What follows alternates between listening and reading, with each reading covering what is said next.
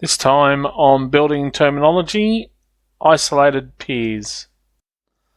So isolated piers, also referred to as detached or sleeper piers, are freestanding piers of masonry, concrete or timber, and even nowadays steel, which act as a support for the floor bearer.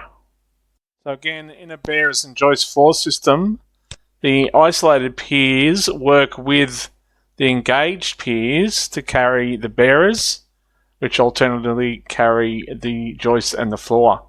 So there's the isolated piers by themselves with the footing. Take away the footing and we've got brick or masonry isolated piers. If you like this video, please hit the like button and subscribe to my YouTube channel. And you can also follow me on Facebook.